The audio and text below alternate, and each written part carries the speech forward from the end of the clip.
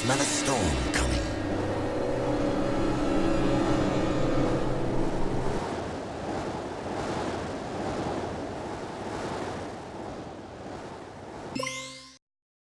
After having reviewed Jak 1 and 2, my standpoint on both games has turned. The Precursor Legacy used to be my favorite, but after replaying it, I realized it's a pretty bland platformer. As for Jak 2, I used to have tons of issues with it, but I've found myself enjoying it on my recent playthroughs. Jak 3 has always been my least favorite, because while Jak 2 may be harder, I thought Jak 3 was plagued by even worse game design. I've only played through Jak 3 once though, so reviewing it could easily change my standpoint on that game too. In my Jak 2 review, I claim that second installments are usually their trilogy's best, and it's the opposite with third installments, usually because the developers have implemented gimmicks to make the game varied that only worsens the experience because they deviate too much from the main gameplay. But will Jak 3 be able to break this trend? It must surely be able to beat the first game at least, since I didn't give it a very high score, but let's not get ahead of ourselves. Instead, let's go ahead with this review. It sports a multi-port, large-bore gyro burst launcher with blowback breach assist, using full jacket, eco-depleted armor-piercing slugs, and a continuous kill zone scanner. Jak 3 was of course made by Naughty Dog, and they kept most things they established in Jak 2 unaltered, so I suppose the most noticeable difference is the brighter color tone, as Jak 3 mainly takes place in an orange desert and not a grey city. The game only had 13 months of development time, whereas the others were made in exactly 2 years, and despite having less time to be polished, Jak 3 was still met with high praise. Not as high as its predecessors though, and it didn't sell much in comparison. It released on the PlayStation 2 on November 9th of 2004, and while it is out on PS4, I decided to record footage from the PS3 version again. The city threw me out, remember? They can rot for all I care. But what about your... Get it! Just leave. I have new friends now. Jak is banished out to the wastelands for being accused of working with crew who allowed the metalheads to enter and terrorize Haven City. Ashland tried to protest this decision, but the majority of Haven citizens voted for Jak's banishment. Daxter joins them and so does Pecker for some reason, and they collapse onto the sand after roaming the desert for a while. They're found shortly after by other wastelanders who were able to track a signal beacon that Ashland gave Jak right before they separated. They're brought to a city named Spargus, where they're welcomed by its king Damus, who tells them that they can earn citizenship by proving themselves useful to the other wastelanders. Pecker immediately becomes Damus's advisor, while Jak and Daxter prove their worth through numerous deadly challenges. They also return to Haven City every now and then to prevent incoming attacks from metalheads, as well as a new threat called KG Deathbots that are being controlled by a mysterious figure. This mysterious figure is also helping an ancient race of corrupted precursors called Darkmakers, and they seek to destroy the planet, so Jak and Daxter must prevent them from doing that. You know what I really miss? Soft underpants. You know how it lifts and cradles? You wouldn't understand. The writing was by far the best aspect of Jak 2, and it has unfortunately taken a major nosedive since then. It's not as original nor as engaging as Jak 2's plot, and the characters aren't as significant and go through the same amount of development. However, the biggest issues with the writing are things that don't make sense. For instance, why would Pecker of all characters follow Jak into the wastelands? Wouldn't he know that to be a death sentence? It's not like he cares much about Jak either, let alone Daxter, who he constantly fights. Plus, Onin needs Pecker in order to communicate with people, so she would be screwed if Pecker died out there. Pecker is a great character and I do enjoy his company, but his direction just doesn't make any sense. What? What did you say?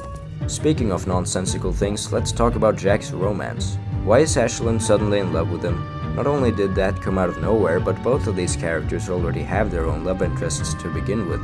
Ashland has Torn and Jak has Kira, who barely does anything and has been completely sidelined to push this fanfiction of a ship. These other ships weren't expanded greatly, but we could still tell they had romantic chemistry, which Jak and Ashland never did. Oh well, at least Daxter and Tess manages to stay consistent. With some of the plot holes out of the way, let's talk about something more uplifting, such as the comedy.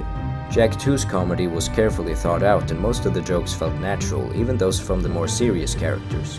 In Jak 3, it often feels like they're trying too hard to be funny. This can especially be said for Daxter, who constantly spews out generic quips left and right like in a newly released Marvel movie. The game is not without its fair share of great comedic moments. Excuse me, Count Vulgar. It's Vega! Yeah, whatever. You talking to me? Yeah, you talking to Him? Jack's not afraid of you! Are you, Jack? You should see our sleeping quarters and his harem of lovebirds. I never get any sleep these days. You're washed up, vegan! Vega! It's Vega, you idiot! Whatever! But they're nowhere near as good as Jak 2's, much like the writing in general. I guess the comedy wasn't an uplifting subject after all. The already existing characters are barely changed, so I'll just share my thoughts on the important new ones. Count Vigor was the High Councilman who ordered Jak's banishment from Haven City, and that's not due to Jak's crimes alone. Vigor wants to rid the world of Dark Eco, and since Jak possesses such abilities, it's understandable why Vigor hates him so much. He always tries to weigh our heroes down, and he does a good job at being absolutely despicable. I can't say he's that good compared to other villains in the series. What? How dare you! But the conclusion to his arc is definitely the most satisfying. King Damus is definitely the best newly introduced character in Jak 3. He understandably acts like a father figure to Jak, having lost his own son, and it's neat watching their growing relationship. Until that relationship is ruined when Damus dies and it's revealed that Jak was his son all along, only worsened by Vigor's appearance, telling Jak that Vigor kidnapped him as a child. This is why his fate is so damn satisfying. I like how Damus's history cleverly mirrors others. Damus and Jak were both banished to the Wastelands, and Damus went on to create Spargus, much like Mar built Haven City. Jak and Damus being related makes this even more fascinating, especially since they're related to Mar, so it must have been intentional. So despite its faults, this game definitely has some excellent world building.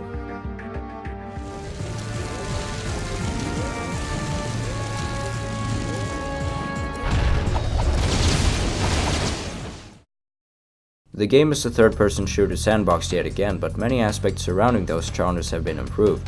The Morph Guns 4 modifications now have 2 additional forms each, so there are 12 this time, and most of them are very useful. The Vulcan Fury is more accessible now, with its variations that are easier to hit enemies with. The Scattergun's final version is also a great addition, being really strong without draining too much ammunition. But even despite all these awesome additions, my favorite is still the blaster, or rather the beam reflector, which works the same except the bullets now ricochet, which you can imagine being very powerful. The final weapon is the Supernova that obliterates everything on screen, but unfortunately drains too much ammo, and I'd rather use the already powerful Peacemaker or the hilarious Mass Inverter that only drain 1 ammo per shot.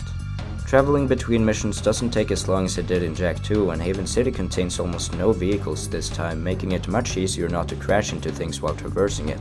The desert area is also very open, which you'd expect, but there are too many problems with this area that makes me wish it never existed. First of all, the off-road vehicles control much worse than the hovercrafts in Haven City, as the slightest movement can make you drift and the bumps in the road make steering even tougher. Missions that involve off-road driving are absolute chores, and they're only worsened by the sandstorm effect that gets more violent the further you're into a mission. This clouded my vision on multiple occasions, which is a terrible design choice that proves that realism doesn't always translate well to video games. Jak 3 is fortunately less challenging than Jak 2 thanks to its better checkpoint placements, but there's still a lot of bad game design reminiscent of its predecessor. Like I said, vehicle-based missions are extremely annoying, especially those that make you collect or transport multiple things on a time limit. These missions are very long, and I actually had to redo them a few times before succeeding. Plus, they include that stupid sandstorm effect, which this next mission also does. You have to kill 50 enemies, which is more than your regular Jak 2 ambush, so you can easily die here too.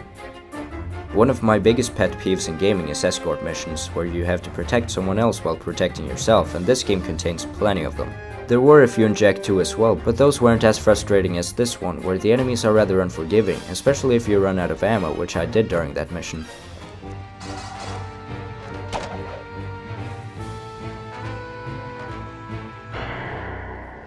The Morph Gun's auto-aim has been improved, and some of the new weapons make aiming less relevant anyway, but I'm still sad there's no strafing, which you'd expect Naughty Dog to have implemented by now.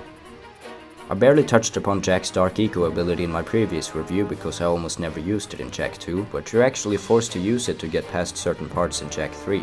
It's also more accessible now, in addition to having more powers, making it useful in combat situations as well. There's another eco ability in the form of Light Eco, which is just as useful because it allows Jak to temporarily stop time, create a shield, and even fly. Flying is a little cumbersome since you have to time it even more precisely than the double jump, but it's not too hard getting adjusted to, and being able to fly at all is amazing. The Daxter sections are still incredibly wonky, but I'm glad they're not just fast-paced Crash Bandicoot stages anymore. Okay, so one of them is fast-paced, but it's radically different. You have to guide a rocket to different points, then finally release it into a wall. It controls surprisingly well and is fun as a result. As for the main Daxter stages, they're alright but still a little tedious, and the close camera angle is hard getting used to. Good thing some of them are really brief. Daxter even takes part in some regular Jak missions to make him more useful, which shows how far his bravery has come. The minigames are pretty weak, and the first one you try is this incredibly slow button press game, which kinda goes against their usual fast nature. The glider section is very easy, but it always feels like I could fail at any moment, and the section itself is really long, so it becomes a tedious slog. This ship section is shorter, but since the ship controls so terribly, it feels even longer than the already lengthy glider section. Something I did enjoy were the turret sections, that are usually crap in other games, so I'm highly impressed with these. The turret controls smoothly, and while I hate that shooting requires you to press the button repeatedly, that's not enough to prevent me from enjoying these fun sections.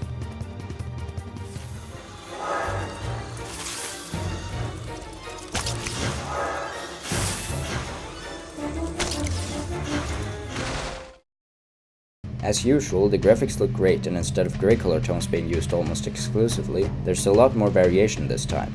The desert is obviously orange, and so is Spargus City. The acid green looks really cool for the Metalhead area, and the autumn-themed Haven Forest is an interesting change. Haven City itself is a lot brighter than the incredibly dark version in Jak 2, which is a refreshing change too. The brighter visuals symbolize the game's lighter tone overall, and even the Darkmaker area has some shine to it. Some of these locations become stale after a while, most notably the desert, but the variation prevents even further repetition. Okay, so I didn't like the soundtrack all that much in the Precursor Legacy, and it didn't quite resonate with me in Jak 2 either, but I think the music has finally hit its stride in Jak 3. It's not only fantastic in-game, but it's worth listening to outside the game too, which is rare for a soundtrack that tries to be atmospheric rather than catchy. The soundtrack has a decided theme that is traceable in every song, but they're still quite varied and very nice to listen to. I especially like the tune for the Monk Glider, which sounds incredibly majestic.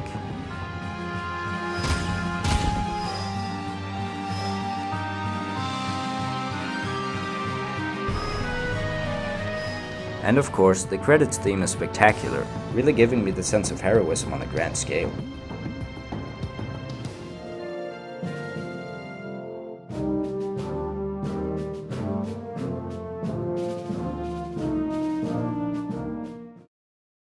Jak 3 has a lot of ups and downs for me.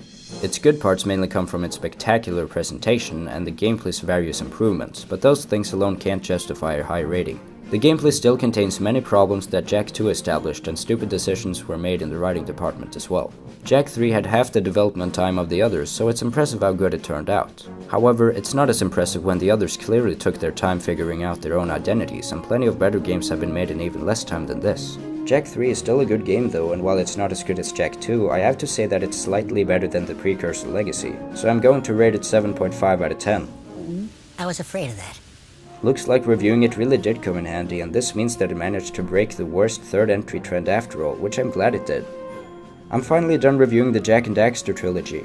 I'm not finished with the series yet, however, as next time I'll be looking at Jak X, and being solely a racing game might actually work to its benefit, since Naughty Dog made an excellent Crash Bandicoot kart racer, which is surprising considering how bad racing sections are in their other games. I haven't played Jak X yet, so it'll be interesting to find out what I'll think of it. I'm Arcadon, and hopefully you'll see me next time.